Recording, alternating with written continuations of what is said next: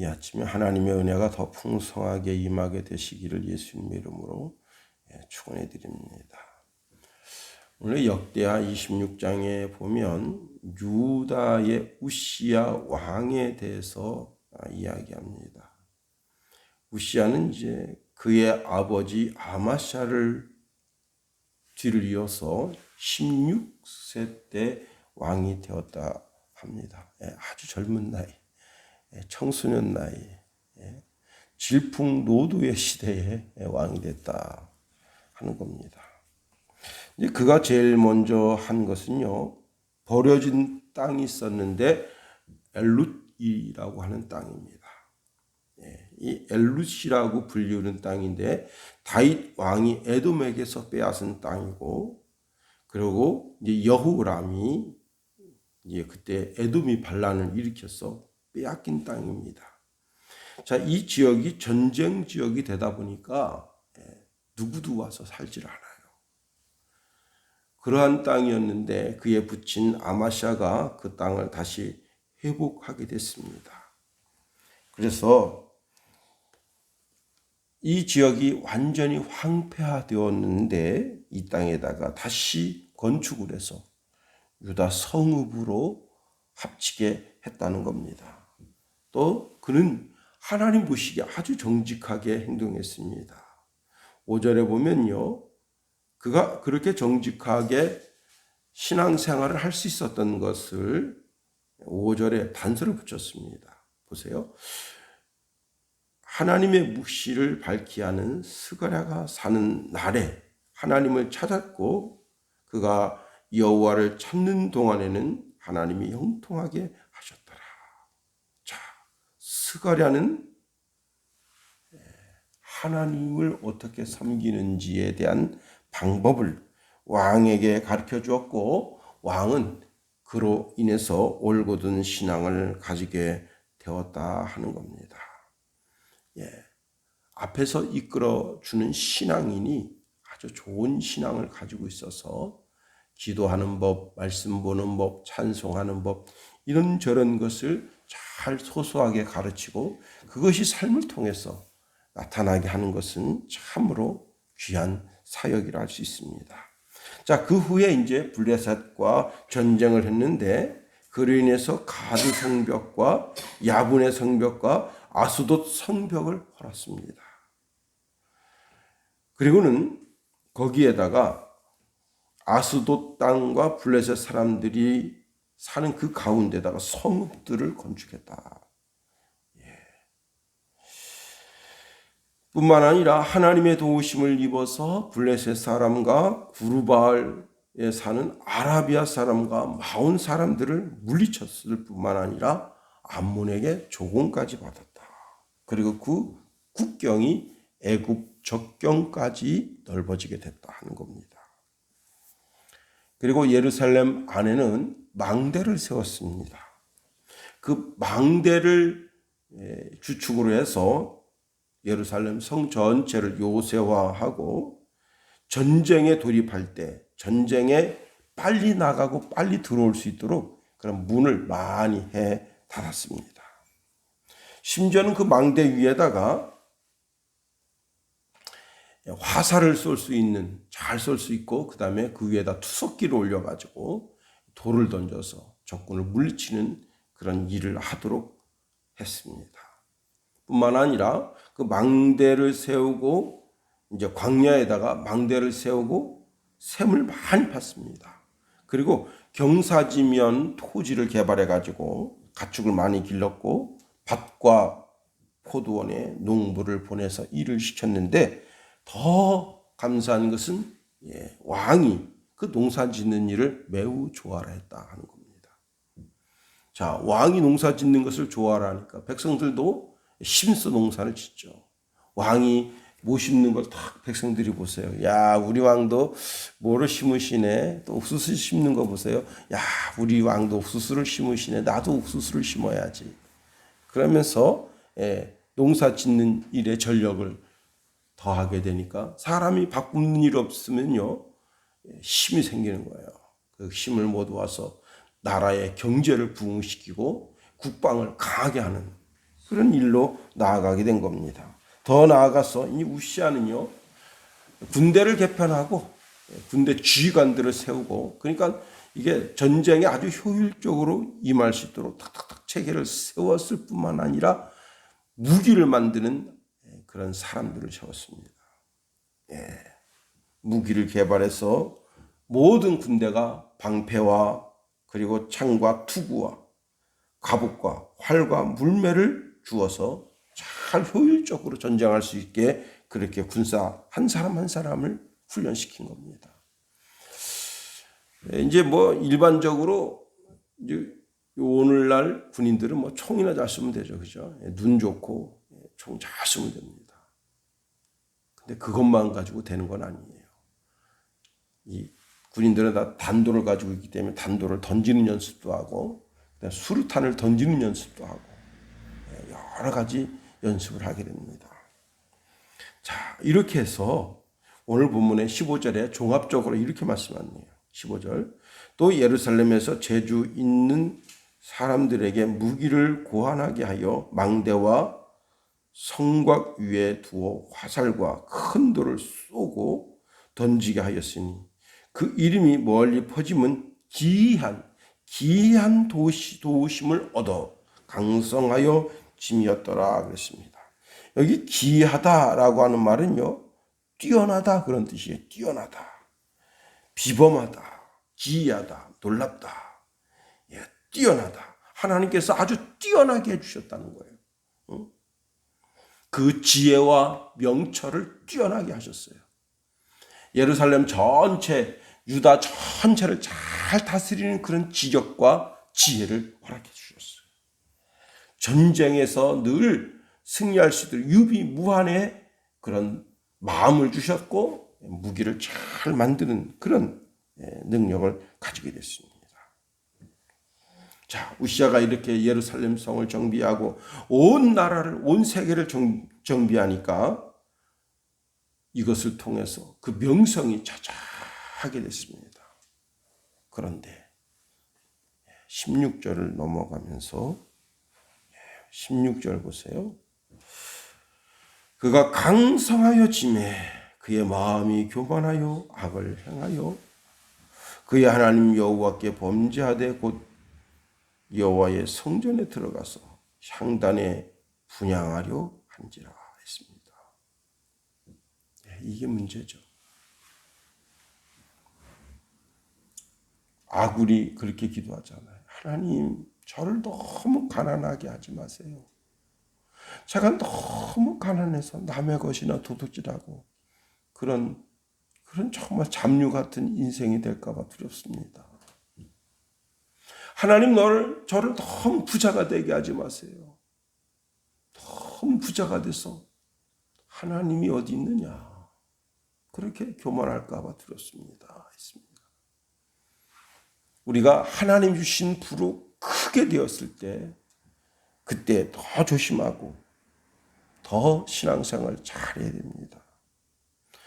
하나님께서 기이한 능력으로 큰 부자가 되게 해주셨는데 그 부를 가지고 지금 참 교만하게 됐습니다. 오늘 성경에 보니까 그가 강성하여 짐에 그의 마음이 교만하였다 그랬습니다. 자, 잘 보세요. 자, 이 우시아 왕은요, 다른 왕처럼 사악한 일을 저지른 것도 아닙니다. 다른 왕들은 이제 음행하고 살인하고 억압하고 박해하고 그리고 아주 결정적인 죄를 짓는데 그게 우상숭배잖아요. 다른 왕들은 우상숭배를 함으로 하나님의 마음을 찢은 거예요. 그런데 우시아는 다른 무슨 우상숭배를 한 게 아니었어요. 자, 우시아의 실수는 마음이 교만해서 그 교만한 마음이 자기를 이끌고 가는데 그 무엇보다도 교만은 멸망으로 인도하는 고속도로라. 분명히 하나님의 기이한 도우심을 통해서 크게 됐는데, 강하게 됐는데 그 부 때문에 그는 오히려 교만해지고 하나님 심판을 자처하는 그런 어리석은 인생이 되었다고 하는 겁니다. 자, 하나님이 주신 경제적으로 여유가 있어요. 정치적으로, 문화적으로, 군사적으로, 예술적으로 예루살렘이 아주 강하게 됐습니다. 이게 개인적인 삶에 있어서 개인적인 삶도 아파트도 좋은 데로 이사 가게 되고 차도 좋은 차를 모시게 되고 박선영 씨라고 민주당 국회의원처럼 도쿄에다가 아파트도 사두고 뉴욕에다가도 아파트 사두고 막 그렇게 호사를 떨어요. 그런데 그것이 하나님을 대적하는 어리석음으로 나타난다면 어떡하겠냐. 우리는 늘 자기 자신을 잘 들여다봐야 돼요. 자, 예루살렘과 온 유다 땅의 거민들이 다 자기 종입니다. 그런데 자기 종이 아닌 사람이 부류가 예루살렘에 딱 자리 잡고 있어요. 누구냐? 레위인입니다. 제사장들이. 저것들은 내 백성인 듯 백성 아닌 듯, 내 종인 듯 종이 아닌 듯 그래요. 늘 딱딱거리고 늘 싫은 소리를 하고. 내가 그래도 한나라 왕인데 너놈들은 뭐라고. 자, 그래서 오늘 성경 16절 하반절에 보면 악을 행하여 그의 하나님 여호와께 범죄하되 곧 여호와의 성전에 들어가서 향단에 분향하려 한지라 했습니다. 분향은 참 좋은 것이잖아요. 아침 저녁으로 분향함으로 이게 분향은 하나님께 대한 성도들의 기도라 그렇게 말씀했잖아요. 그런데 이게 어떻게 하나님 앞에 죄가 되느냐. 오늘 성경에 이렇게 말했어요. 이게 악이다. 왕이 분향하는 것은 악이 되고 하나님께 범죄가 된다 했어요.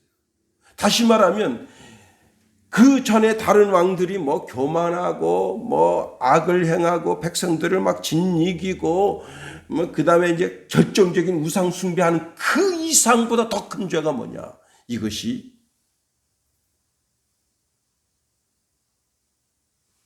이게 왕이 분향하려고 했던 이것이 아주 큰 죄라는 거예요. 악이고 죄가 된다. 예. 선조들이 여호와의 성전을 버리고 우상제단에 분향하는 것보다 더 큰 죄다.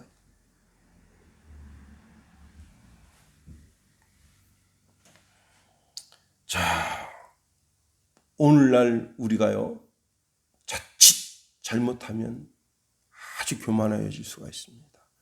저도 이제 이렇게 노예 일을 하다 보니까 어떤 목사님이 그렇게 자기 후배를 괴롭힌다. 어떤 장로님이 자기 담임 목사를 그렇게 괴롭힌다. 어떤 안수 집사님이 자기 교회 담임 목사를 그렇게 괴롭힌다. 그런 소문이 들려요. 교만한 마음 때문입니다. 다 겸손히 낮아져야죠. 다 겸손히. 그렇게 해서 결국은 오늘날에 우시아가 되면 어쩌려고 그러느냐. 참,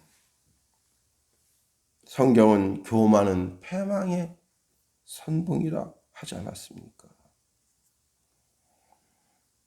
결국은 이 일 때문에 왕이 분향단에 분향하려고 준비하고 있으니까 그 소문이 그냥 삽시간에 퍼져서 80명의 제사장들이 달려왔습니다.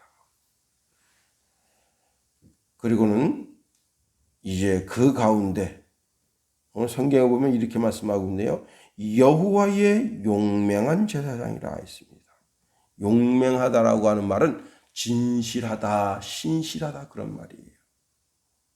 자, 우시아가 분향할 때 이 일을 말리기 위해서 오늘 성경 본문에 뭐라 했습니까? 우시아여, 여호와께 분향하는 일은 왕이 할 바가 아니요 오직 분향하기 위하여 구별함을 받은 아론의 자손 제사장들이 할 바니 성수에서 나가소서. 왕이 범죄하였으니 하나님 여호와께서 영광을 얻지 못하리이다. 예, 이렇게 당신이 비록 왕이지만 왕이라고 해서 분향한다고 해가지고 이거 영광되지 않습니다. 사울 왕이 어땠어요? 사무엘 선지자가 안 오고 저기 계속 밀려 들어오니까 어떻게 했습니까? 급한 마음에 자기가 하나님 앞에 번제했잖아요.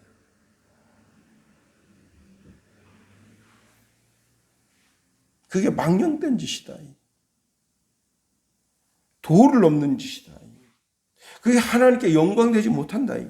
응? 아론의 두 아들 흠니와 비느하스는 다른 불로 제사하다가 그냥 성전에서 불에 타 죽었잖아요.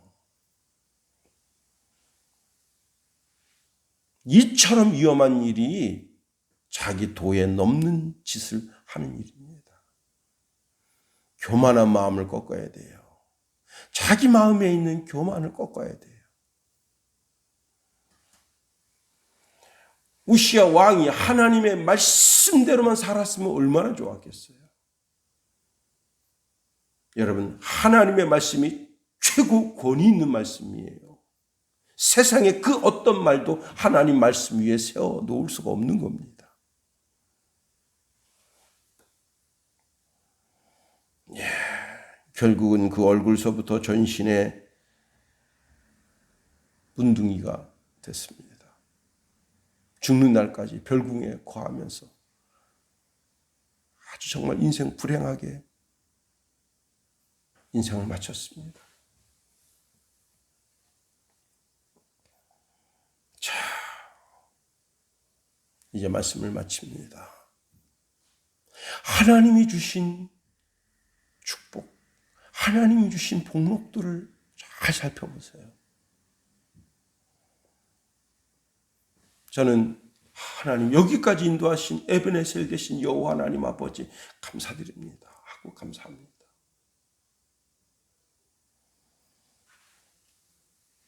우리가 교만해서 하나님의 마음을 찢는, 그래서 하나님께로부터 징계받는 어리석은 인생이 아니라 하나님의 말씀을 잘 살펴서, 그래서 하나님 뜻 가운데 준행해서 결국은 마침내 하나님의 신실한 복을 받는 다윗과 같은 그런 믿음의 권속 다 되기를 예수님의 이름으로 축원해 드립니다. 주기도문 하겠어요. 하늘에 계신 우리 아버지, 아버지의 이름을 거룩하게 하시며 아버지의 나라가 오게 하시며 아버지의 뜻이 하늘에서와 같이 땅에서도 이루어지게 하소서. 오늘 우리에게 일용할 양식을 주시고 우리가 우리에게 잘못한 사람을 용서하여 준 것 같이 우리 죄를 용서하여 주시고 우리 시험에 빠지지 않게 하시고 악에서 구하소서. 나라와 권능과 영광이 영원히 아버지의 것입니다. 아멘.